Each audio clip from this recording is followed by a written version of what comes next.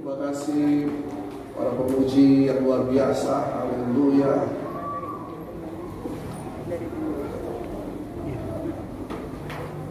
Senang sekali bisa ada kembali lagi di tengah-tengah Bapak Ibu Saudara, ya. Hal yang tidak pernah kita rencanakan sebelumnya. Tapi kami dari hari Minggu lalu bersama Pak Jonathan Patiasila dan tim, kami mengadakan perjalanan setelah ibadah dari Makassar ke Manado. Ya, kami melewati beberapa tempat karena bulan depan kita akan mengadakan kegiatan atau acara Rekindle the Fire di Sulawesi. Ya, jadi kita berjalan melintasi Sulawesi ini. Ini baru trip pertama, ya, dari Makassar, Palopo, Pendolo, Tentena, Poso, Gorontalo, Kota Mobagu, dan berakhir di Manado. Hopefully kita bisa bersama-sama dengan senior pastor kita, Pak Arifin. Ya, jadi mari kita doakan bersama-sama acara ini Rekindle the Fire. Kenapa? Karena ini timbul dari hati koordinator regional kita. Dia melihat bahwa Sulawesi dulunya adalah pulau Kristen, ya, hanya ada 2 titik yang bukan mayoritas Kristen, tetapi seluruh whole Sulawesi ini adalah orang kekristenan itu menjadi sesuatu yang luar biasa di pulau Sulawesi. Tetapi ternyata kita melihat sekarang bahwa kekristenan itu telah tergerus. Kalau Bapak Ibu ke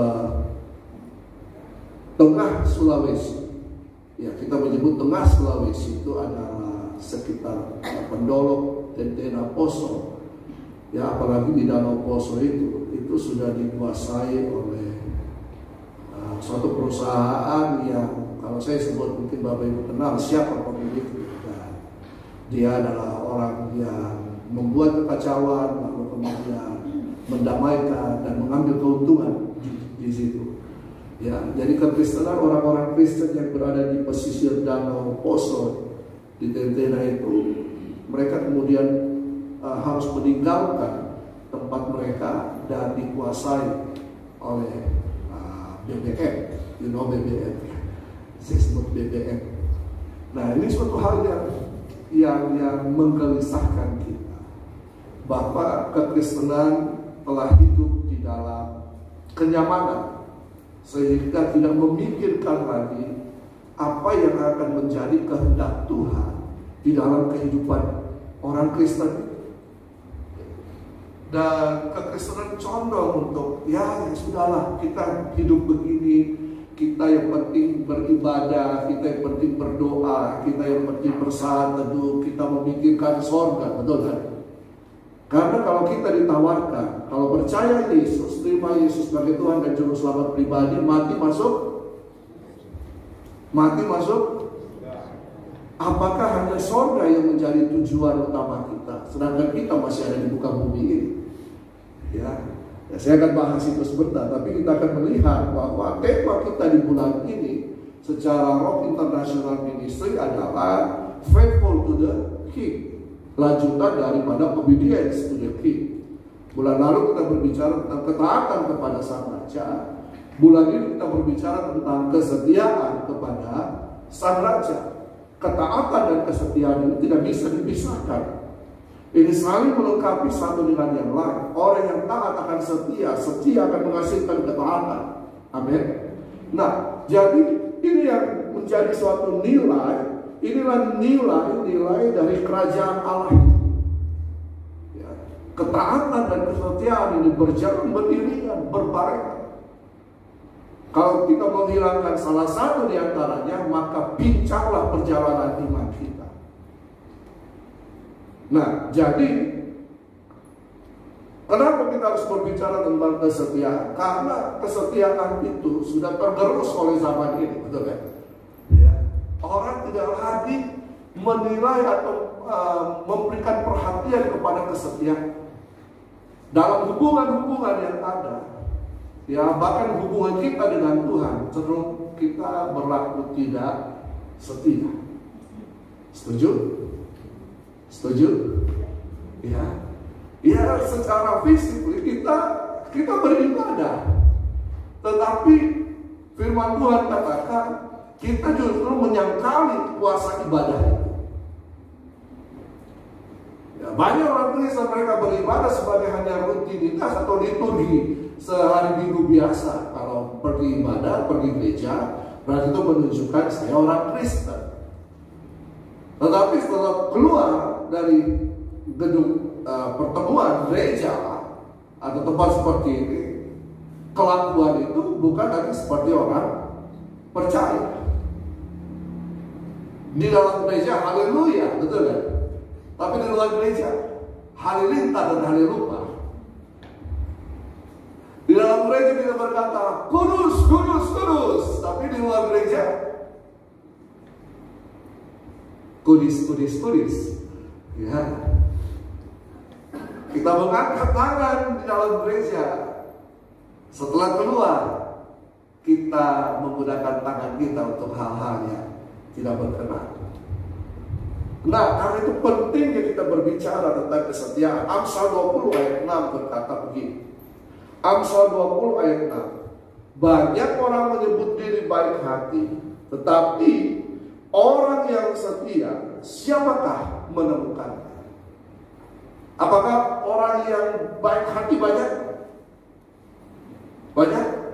Banyak. Yang rela menyumbangkan penghasilannya, memberikan sembako, rela menolong orang dalam kesusahan. Tapi nilai sebuah kesetiaan ini ternyata tidak berkaitan dengan baiknya seseorang. Orang yang baik belum tentu setia. Suatu hari ada kisah sepasang ya, pria dan wanita. Lalu mereka pergi ke pantai dan kebetulan waktu itu sebelum tiba di pantai mereka ingin refreshing bersama-sama. Mereka singgah dulu beli makanan. Dan makanan siap saji itu ya mereka kemudian pesan dan diberikan sebungkus makanan, lalu mereka bawa di pantai. Lalu kemudian ketika mereka buka bungkusan itu, maka terkejutlah mereka. Ternyata yang di dalam bukan makanan, yang di dalam itu uang.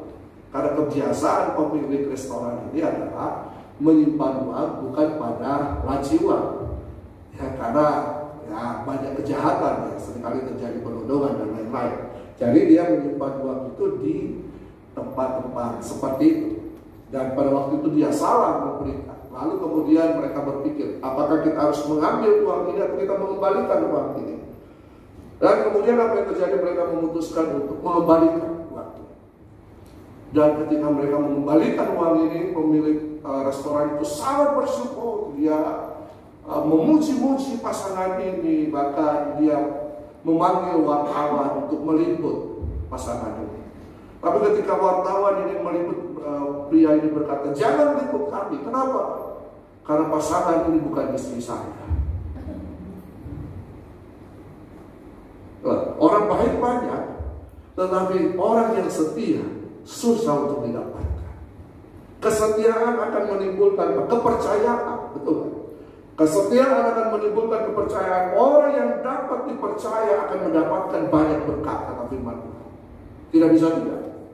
Kesetiaan berhubungan dengan kepercayaan. Dan kesetiaan itu merupakan nilai yang kekal dalam kerajaan Allah. Kesetiaan itu berhubungan erat dengan pribadi Sang Raja, Yesus Kristus. Dikatakan bahwa dia adalah Allah yang setia.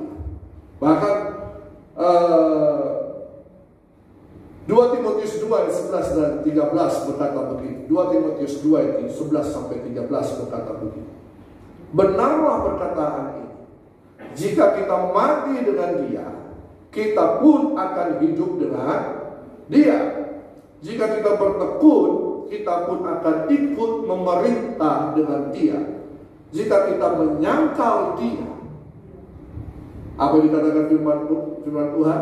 Dia pun akan menyangkal kita. Tetapi jika kaki atas bumi, saya dan saudara dipanggil oleh Tuhan. Ya, dipanggil oleh Tuhan untuk apa? Memerintah bersama Dia. Amin.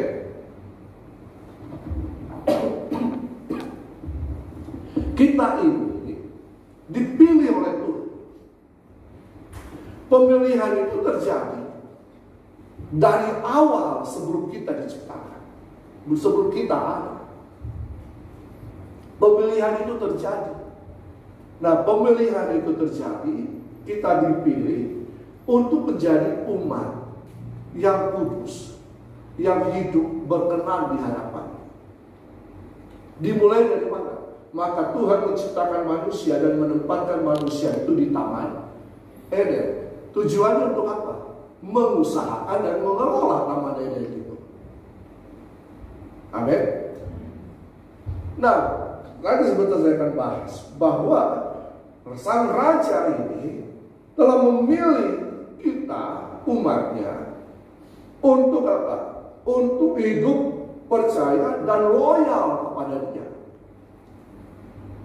Ya, seorang ya, kita kan ada di Indonesia. Di Indonesia itu juga banyak kerajaan-kerajaan. Kan?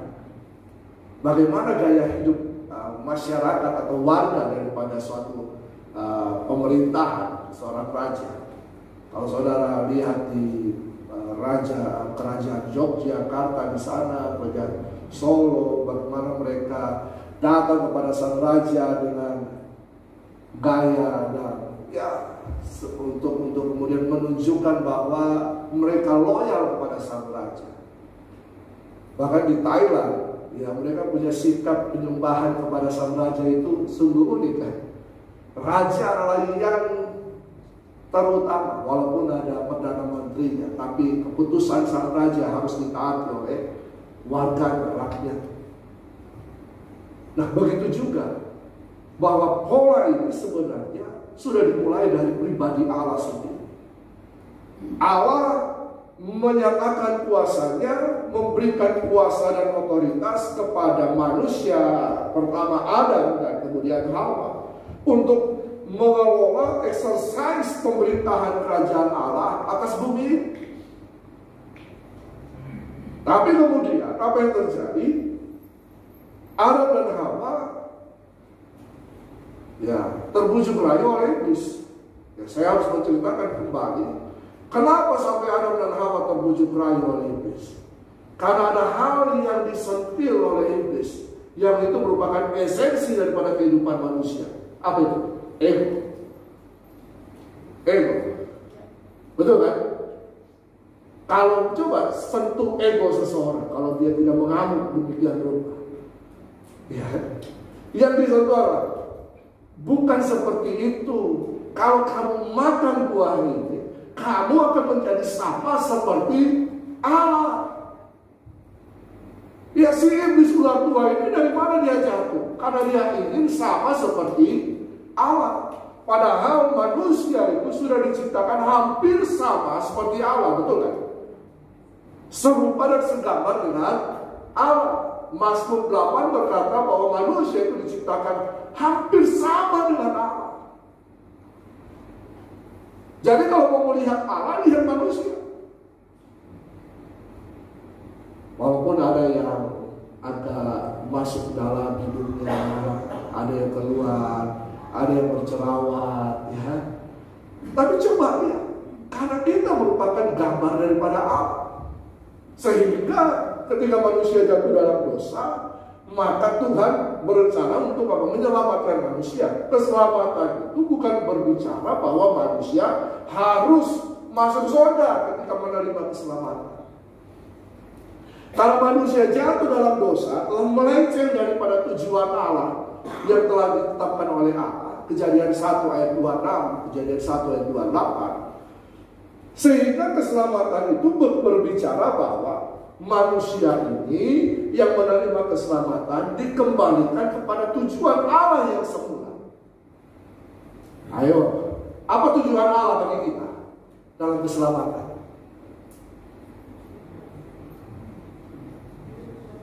Ya, diberi kuasa.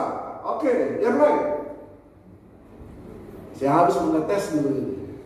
Ya. Siapa tahu Pak Tony lupa mengajarkannya. Apa tujuan daripada keselamatan?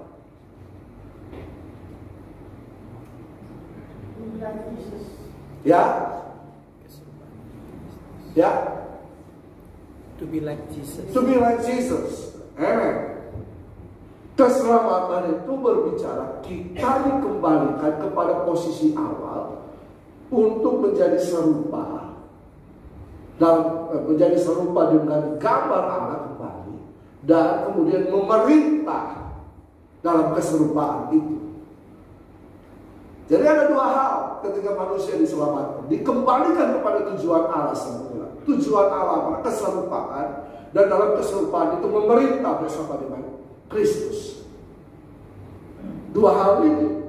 Jadi di dalamnya ada mandat budaya keserupaan dan mandat pemerintahan berkuasa. Ya, mandat pemerintahan berkuasa. Tetapi berkuasa ini bukan menguasai orang lain dan menjadikan mereka hamba kita. Tidak. Ya, karena memang firman Tuhan katakan bangsa-bangsa menggunakan apa? Tangan besi. Coba kita lihat.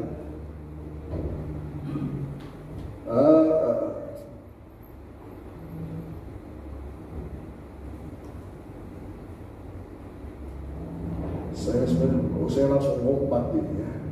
Matius 20 ayat 25 sampai 28. Matius 20 ayat 25 sampai 28. Tetapi Yesus memanggil mereka lalu berkata, kamu tahu bahwa pemerintah-pemerintah bangsa-bangsa memerintah rakyatnya dengan tangan besi, dan pembesar-pembesar menjalankan kuasanya dengan keras atas mereka. Tidaklah demikian di antara kamu.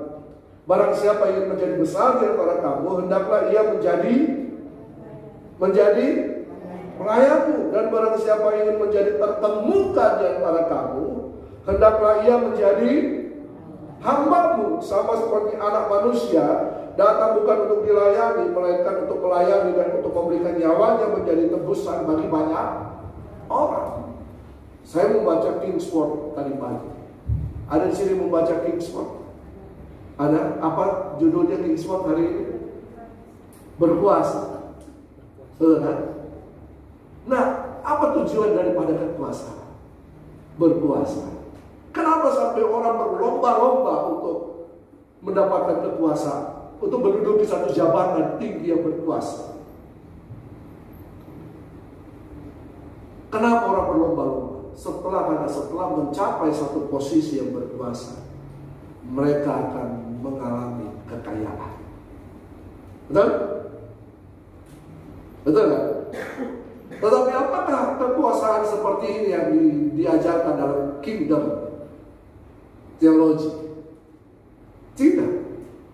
Justru kekuasaan atau berkuasa itu tujuannya adalah untuk mensejahterakan rakyatnya. Keselamatan itu bukan hanya berbicara tentang surga, tapi muara daripada keselamatan itu adalah kesejahteraan. Betul kan? Kesejahteraan. Karena sepanjang kita lihat dalam pola pemerintahan, ketika seorang raja menyelamatkan rakyatnya, itu bertujuan untuk mensejahterakan rakyatnya. Sehingga ketika terjadi kesejahteraan, maka yang dikatakan ini, bahwa pemerintahan Kristus itu harus terjadi dalam kehidupan kita. Dan melalui kehidupan kita, pemerintahan Kristus dinyatakan bagi orang lain. Amin. Pemerintahan Kristus itu harus terjadi dalam kehidupan kita dulu. Apakah kita sedang diperintah dipimpin oleh Kristus, atau kita sendiri yang memimpin diri kita? Ini harus menjadi tanda tanya bagi kita. Karena orang yang diperintah oleh Kristus, apa yang harus dilakukan? Melakukan kehendak Sang Raja. Melakukannya bukan dengan melakukan hanya setengah-setengah, tapi melakukannya dengan penuh apa? Ketaatan dan kesetiaan. Betul kan? Betul kan? Nah, apakah kita sedang diperintah oleh Kristus?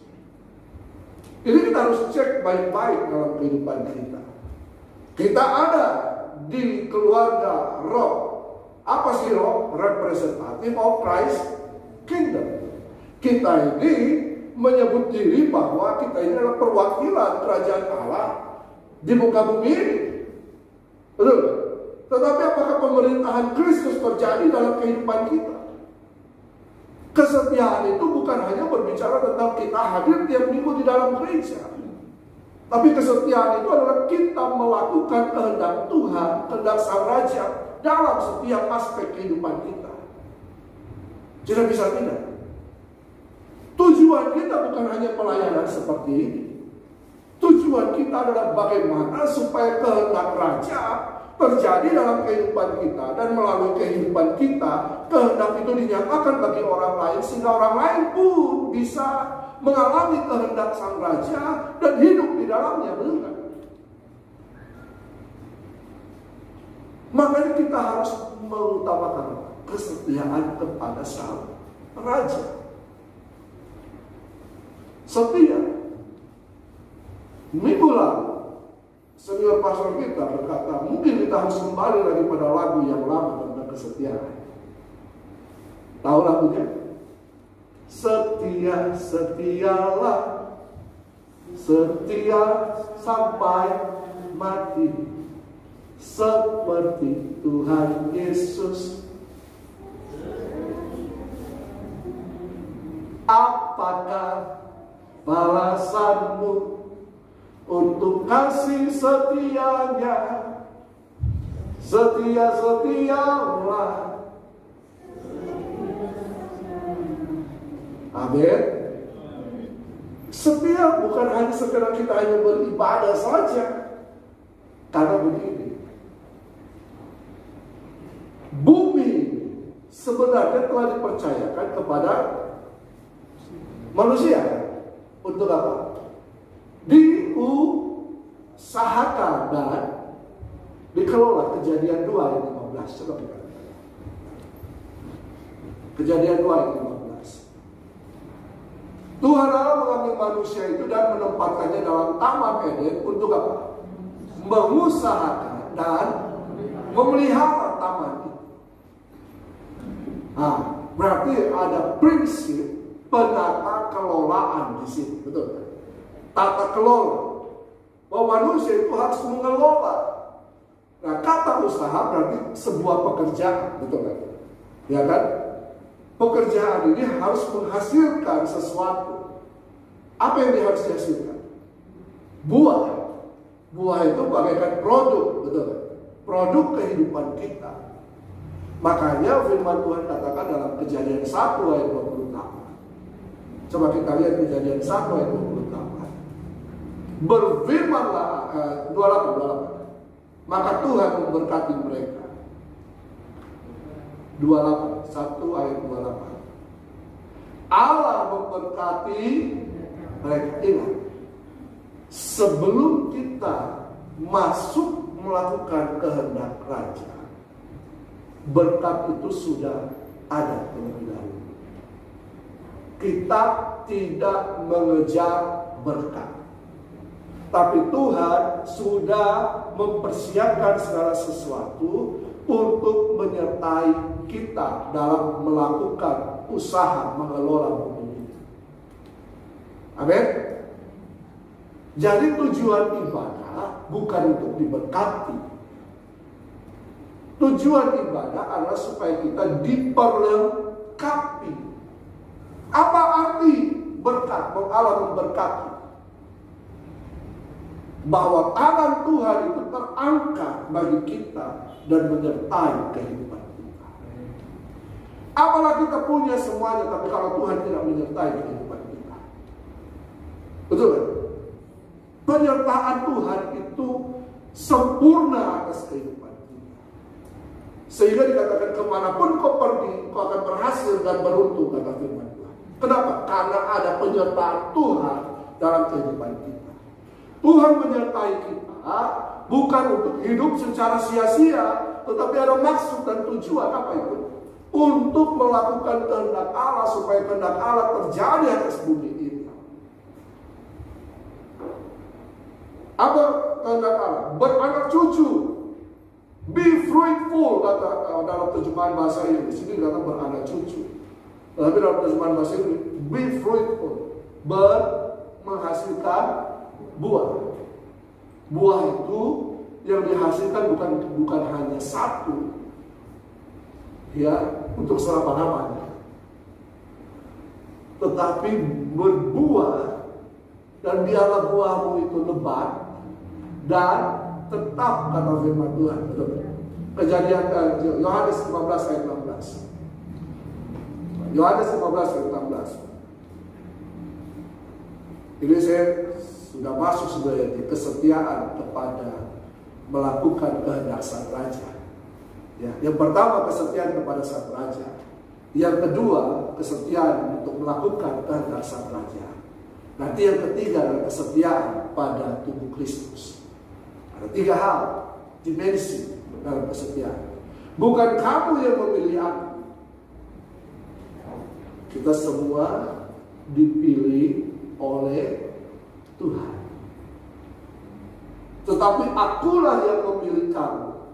Setelah pilihan itu datang, ketika kita merespon kepada pilihan itu, maka ketetapan Tuhan terjadi atas kehidupan kita. Dan aku telah menetapkan kamu supaya kamu pergi dan menghasilkan buah, dan buahmu itu tetap, supaya apa yang kamu minta kepada Bapa dalam namaku diberikannya kepadamu. Kita cenderung berfokus kepada kalimat terakhir, kan? Betul kan? Ya, supaya apa saja yang aku minta Tuhan berikan. Oh Tuhan, saya minta rumah yang besar, saya minta mobil yang mewah, saya minta pasangan hidup yang terbaik, dan lain-lain.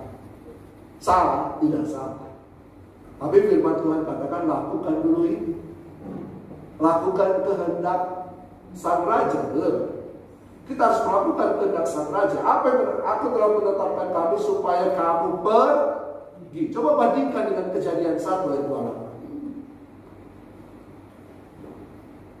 Allah memberkati mereka, lalu menyuruh mereka untuk apa? Beranak cucu, berbuah, beranak cucu, bertambah banyak, semakin besar, dan kemudian memenuhi bumi untuk apa? Menaklukkan dan berkuasa. Di sini ada pedagang, ada pengusaha. Berapa market share usahamu di kota ini? 100%? 70%? 80%? 20%? 50%?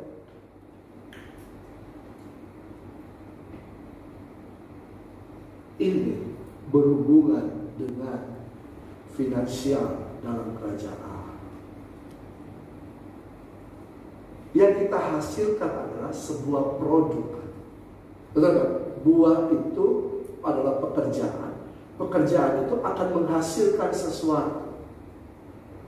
Tapi tidak hanya cukup sampai di situ. Be fruitful. Semakin besar buah ini, hasil ini harus semakin besar. Menghasilkan buah dan menghasilkan buah, banyak buah. Tetapi kualitasnya harus sama. Iya kan? Ketika ini semakin bertambah banyak, kemudian apa yang terjadi? Penguasaan terjadi. Betul kan? Betul? Oke, siapa di sini punya handphone merek S? Ada merek S? Tahu merek S? Nah, ada yang merek I, ada merek O. Coba lihat, berapa banyak saudara pakai merek S hari ini? Kenapa saudara pakai merek S misalnya? Kenapa saudara pakai merek I? Tahu maksud saya? Tahu maksud saya? Kita harus menguasai pasar. Amin. Amin. Usaha kita, pekerjaan kita harus bernilai lebih untuk menguasai. Bagaimana kita bisa menguasai, mewujudkan kehendak Allah dalam kehidupan kita? Kalau kita tidak mengusahakan bumi ini. Betul? Terus ada yang bertanya, kalau begitu bumi saya apa sih? Apa sih bumi saya? Tempat di mana saudara tinggal. Saudara ada di mana? Ada di mana? Manado. Manado bagian mana? Apakah saudara sudah dikenal di sana? Apakah kehidupan perbuatanmu sudah dikenal di sana? Halo?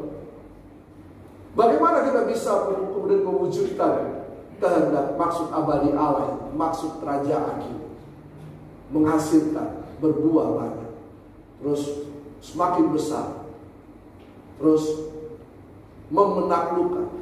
Gimana? Kalau kehidupan kita tidak menghasilkan nilai-nilai.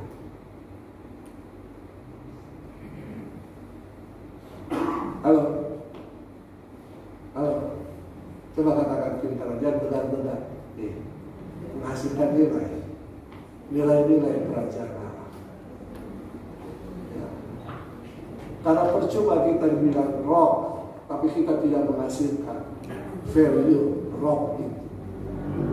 Yang kemudian menghasilkan, mempengaruhi sekitar kita. Iya kan? Betul kan? Ya kan, saudara datang mengharapkan berkat. Berkat itu sudah ada.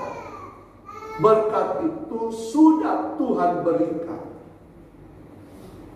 Tinggal kita mengusahakan bumi kita. Dengan apa? Dengan segala karunia yang Tuhan berikan. Itu berkat. Karunia Tuhan berikan kepada kita. Apalagi? Talenta.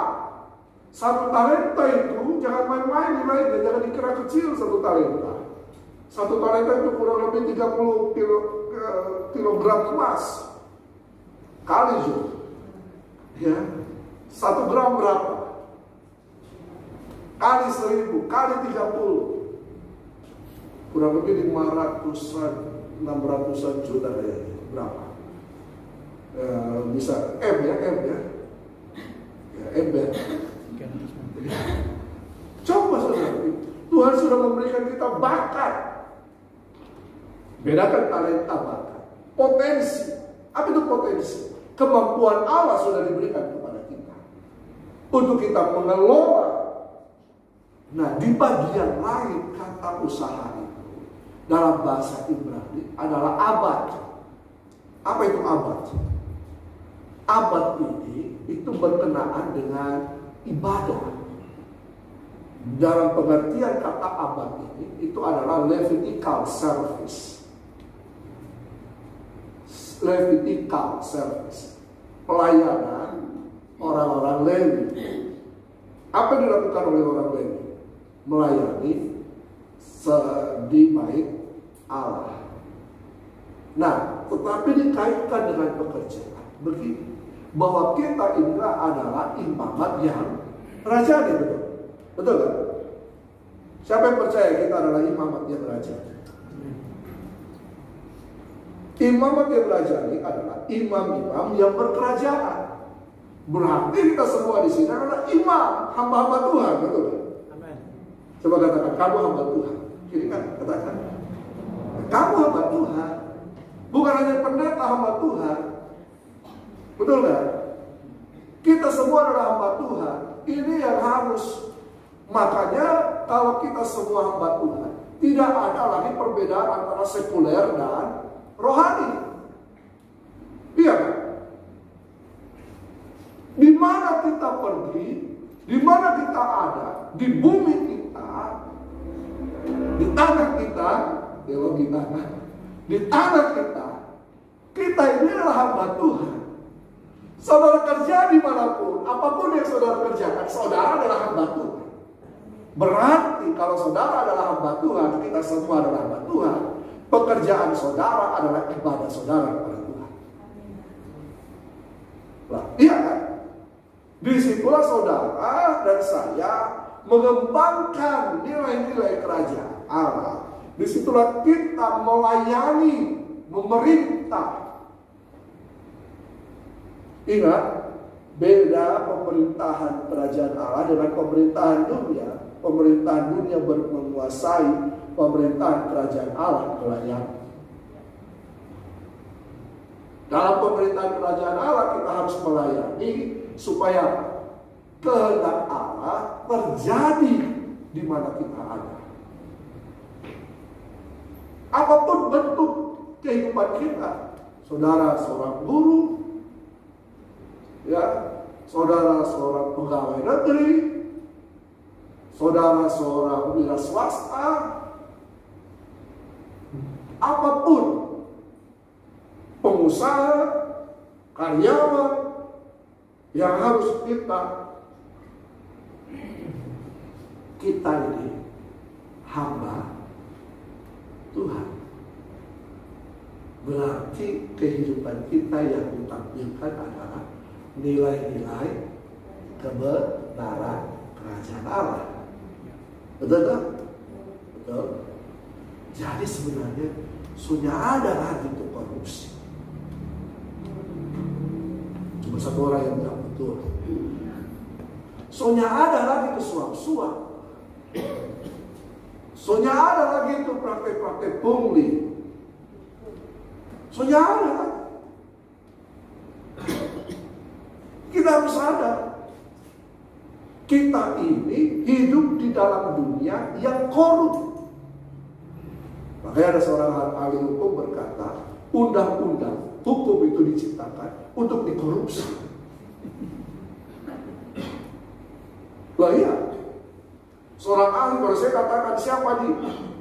Bapak Ibu tahu, orang Kristen, tapi dia berkata bahwa undang-undang dan hukum peraturan yang ada itu diciptakan untuk dikorupsi. Tapi dalam pemerintahan kerajaan Allah, ketetapan-ketetapan sang raja, kehendak sang raja, undang-undang sang raja, itu harus dilakukan tanpa harus dikorupsi. Amin. Nah, jadi dalam kehidupan kita, mari kita setia. Yang terakhir, sudah berapa lama? Sudah lebih ya? Masih. Ada 4 Bapak Ibu, saya ini dosen. Ya, saya ngajar di STPI Bali. Ya, yang terakhir adalah kesetiaan kepada tubuh Kristus. Kita ini adalah bagian dari tubuh Kristus. Kita ini adalah anggota tubuh Kristus. Bapak Ibu adalah anggota tubuh Kristus di jemaat ini. Jemaat ini adalah anggota tubuh Kristus di lebih lokal luas lagi di wilayah kota Manado ini. Nah, jemaat gereja Tuhan yang ada di kota Manado ini adalah bagian tubuh Kristus di Indonesia. Nah, jemaat yang ada di Indonesia ini bagian tubuh Kristus dunia. Nah, tapi sering yang terjadi adalah begini. Karena bukan nilai-nilai kerajaan yang diterapkan, sehingga yang terjadi nilai-nilai dunia yang masuk. Apa yang akan terjadi dalam nilai-nilai dunia? Mementingkan kepentingan diri sendiri. Sehingga yang terjadi apa? Perebutan kekuasaan. Saya beritahu kepada Bapak Ibu, politik di gereja lebih keras dibanding politik dunia.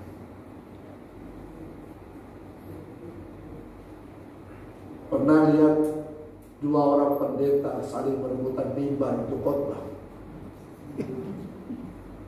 Kan bikin malu tuh. Bikin malu tuh. Pernah lihat ada jemaat yang saling berselisih. Kalau dia hadir, kalau dia lihat temannya yang dia musuhi itu ada duduk di sebelah sini, dia pasti akan duduk di sebelah sana. Pernah? Pernah? Atau kalau dia hadirnya sih nggak mau datang ya. Ini mau kita di dia. Ini mau dia. Orang Makassar bilang, ini mau kita mobil di dia. Aku mobil. Padahal kita adalah sama-sama anggota tubuh Kristus. Siapa di sini yang bukan anggota tubuh Kristus? Tolong angkat tangan.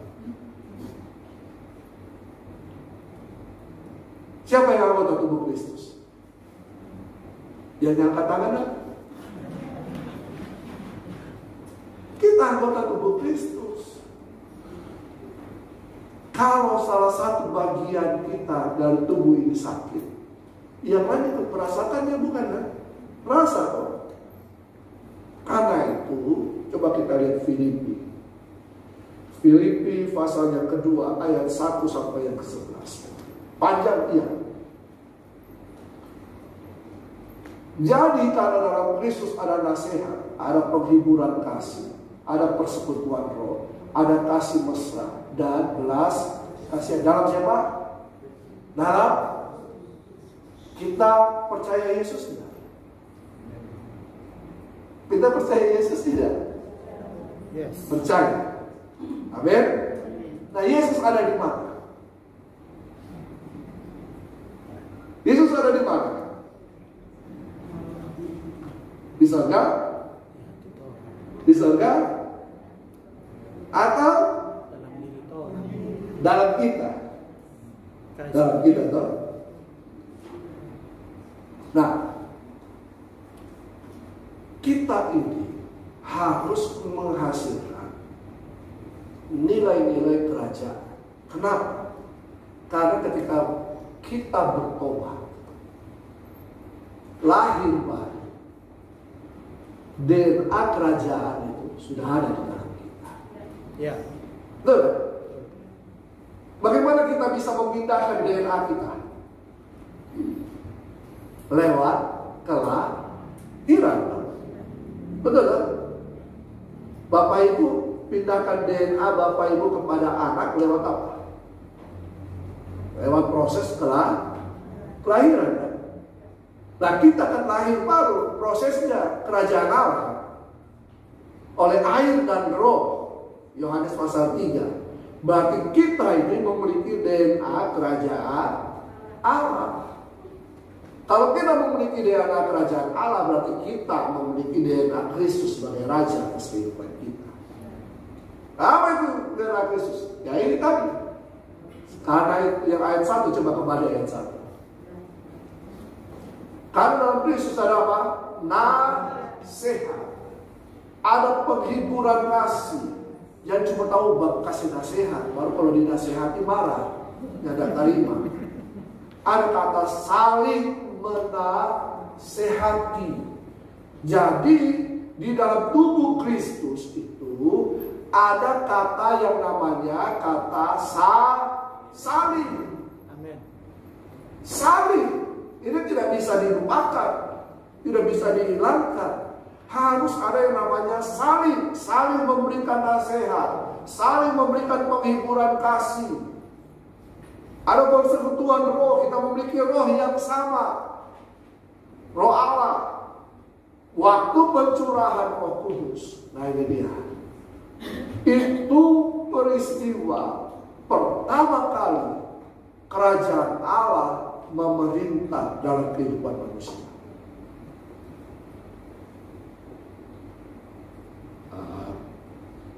Kalau saya dikasih waktu, saya bisa jelaskan kenapa sampai bisa memerintah kehidupan manusia. Atau nanti tunggulah bulan depan, ya. Coba saya harus meletakkan dasarnya. Ada kasih mesra, bukan TTM di sini. Tahu TTM, teman-teman tapi Serah, bukan itu. Ada belas kasihan. Ayat 2. Karena itu sempurnakanlah sukacitaku dengan ini, kata Paulus.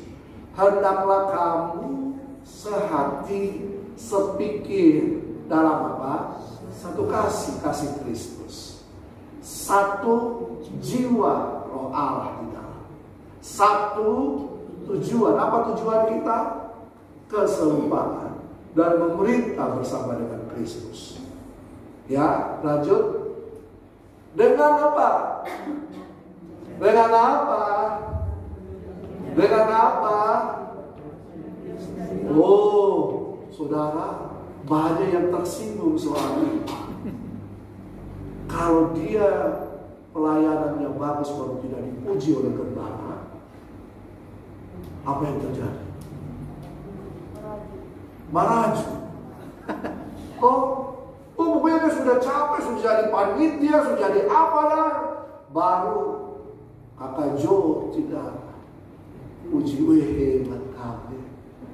Itu namanya makam puji, saudara. Makam Jo itu puji. Ya. Nah, jangan mencari puji-pujian yang sia-sia. Sebaliknya, apa kata firman Tuhan? Hendaklah dengan rendah hati seseorang menganggap yang lain lebih utama daripada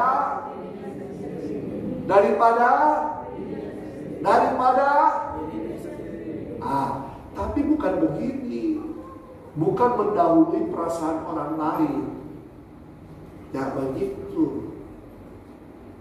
Oh, kita senang kalau orang lain suka cita, akhirnya kita terkungkung oleh itu. Tidak seperti itu. Dengan rendah hati menganggap orang lain. Artinya begini, coba lihat. Dalam sebentar. 1 Korintus 12 ayat 24 sampai 27. Nanti kita akan kembali ke sini. 1 Korintus 12 ayat 24 sampai 27. Hal itu tidak dibutuhkan oleh anggota-anggota kita yang elok. Allah telah menyusun tubuh kita begitu rupa sehingga kepada anggota-anggota yang tidak mulia diberikan apa? Penghormatan. Kenapa banyak orang mau melayani berlomba-lomba untuk tampil di mimbar dibanding jadi tukang sapu gereja atau atur kursi? Kenapa?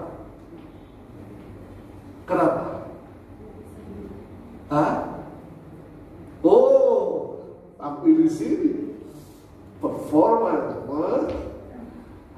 alis, bentuk, eyeshadow, semua orang lihat.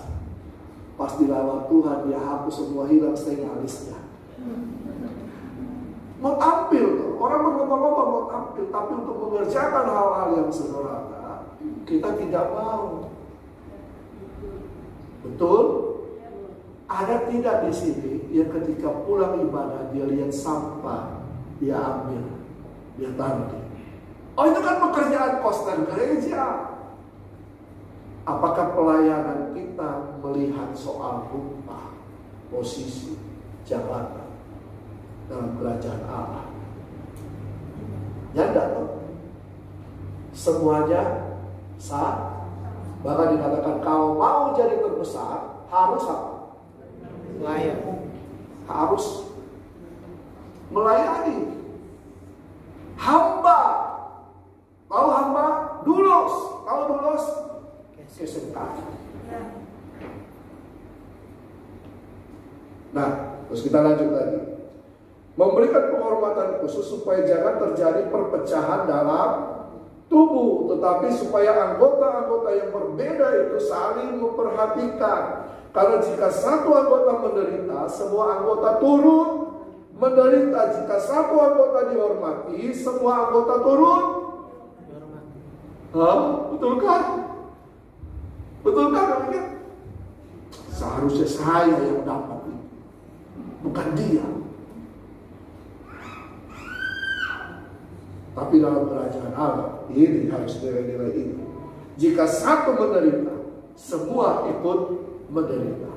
Jika satu dihormati, semua ikut. Jadi kalau ada potensi-potensi yang ada di dalam jemaat, saudara jangan tahan-tahan, dorong untuk maju. Betul? Seorang pemimpin yang baik, yang berhasil adalah bisa memuridkan dan membawa orang itu maju lebih daripada diri. Yesus berkata, kamu akan melakukan perbuatan-perbuatan yang besar daripada apa yang aku lakukan. Amin. Betul kan? Jadi kalau ada di KM orang yang berpotensi, jangan ditahan, kasih kesempatan untuk dia berkembang. Dalam roh kita tidak menganut sistem senioritas. Betul? Saya kan lebih serius, saya harus membiarkan apa. Om Freddy ajarkan di Rock Makassar, kalau dia lebih daripada saya khotbahnya, biar saya yang duduk, dia yang khotbah. Itu baru nilai kerajaan.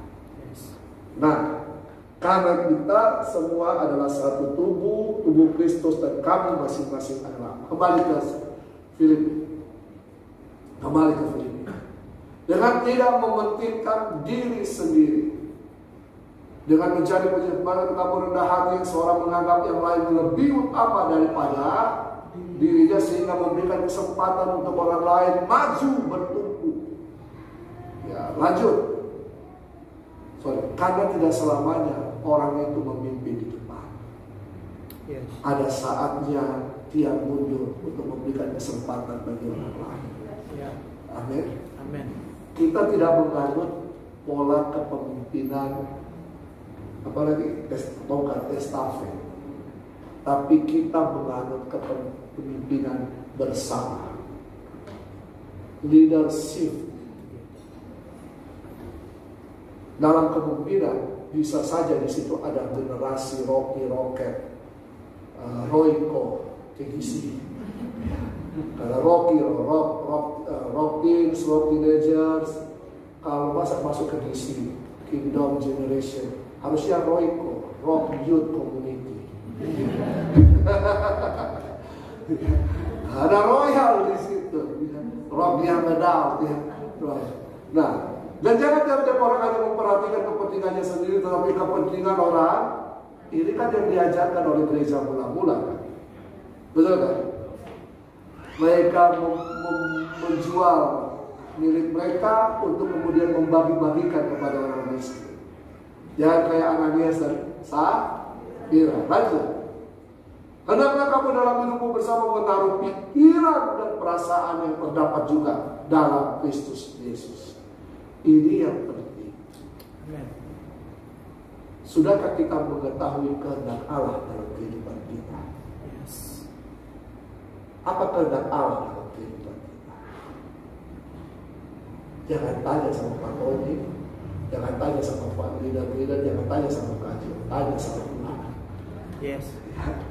Temukan kehendak Allah dalam hidup. Temukan itu. Ya.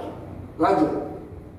Yang walaupun dalam rupa Allah tidak menganggap kesetaraan dengan Allah itu sebagai milik yang harus dipertahankan. Manusia jatuh dalam dosa karena ingin sama seperti Allah.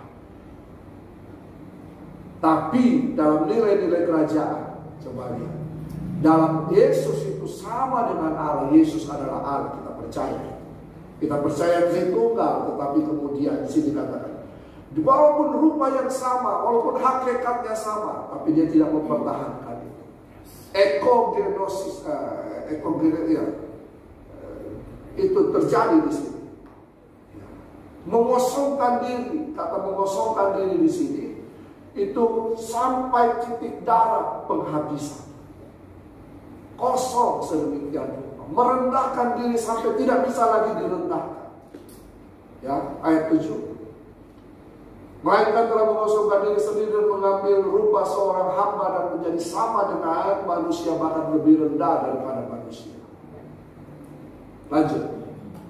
Dan dalam keadaan sebagai manusia ia telah merendahkan dirinya dan taat sampai mati, bahkan sampai mati di kayu salib. Lalu ayat selanjutnya, Itulah sebabnya Allah sangat meninggikan dia dan mengaruniakan kepadanya nama di atas segala nama.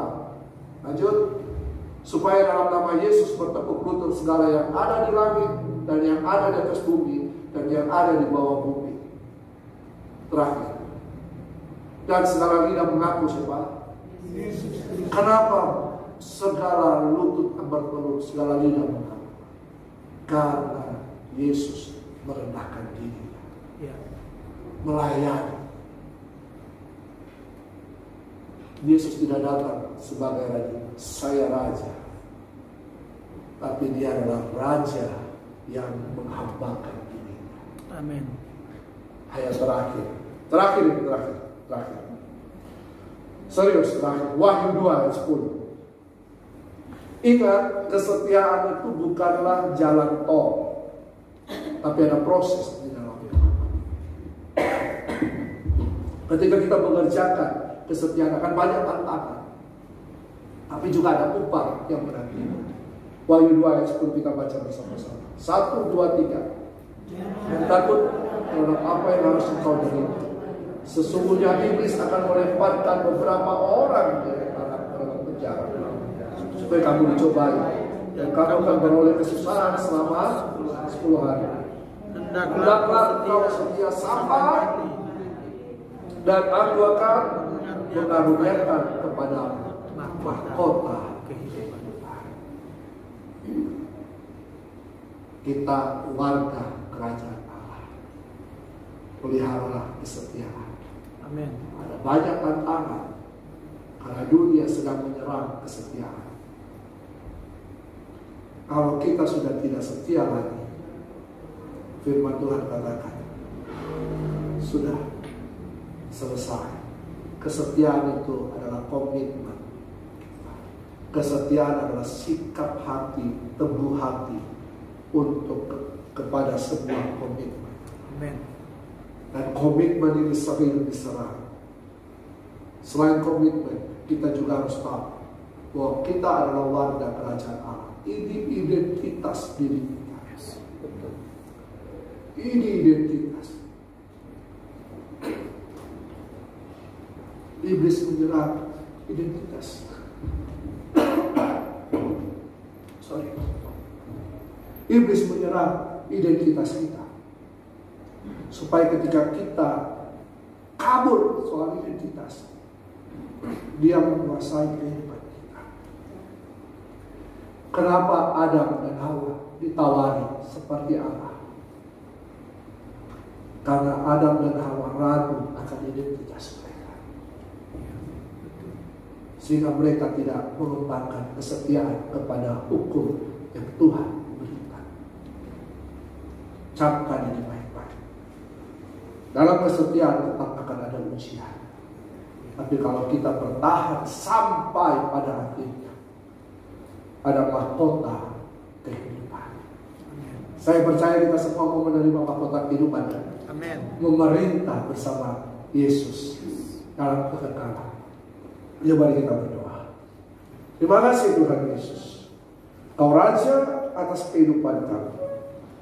Dan biarlah pemerintahan-Mu itu nyata dalam kehidupan kami. Dan melalui kehidupan kami menyatakan pemerintahan kerajaan Allah bagi dunia ini. Sehingga dunia bisa melihat nilai-nilai kerajaan Allah ada dalam kehidupan kami. Dan melalui kami, mereka pun akan mengalami nilai-nilai kerajaan itu. Ampuni kami kalau selama ini kami hidup tidak berpadangan dengan nilai-nilai kerajaan Allah. Tapi biarlah hari ini dan mulai hari ini sampai selama-lamanya kami hidup dalam nilai-nilai kerajaan Allah. Ada Kristus di dalam kami. Pemerintahan Kristus nyata dalam kehidupan kami. Kami melakukan kehendak Sang Raja di masa kami hidup ini Tuhan. Biar kami memiliki hikmat, kemampuan, karunia untuk mengelola bumi ini. Bumi yang Tuhan berikan kepada kami. Mari Roh Kudus tolong kami. Berikan kami hikmat, berikan kami kemampuan, berikan kami kecakapan, supaya kami bisa mengelola bumi yang Tuhan telah percayakan tanggung jawab yang Tuhan berikan kepada kami. Dan biar semua itu nama Tuhan, nama Raja kami Yesus Kristus dipermuliakan. Amin. Diberkati umat dalam nama Tuhan Yesus. Yang percaya katakan amin. Tuhan Yesus memberkati.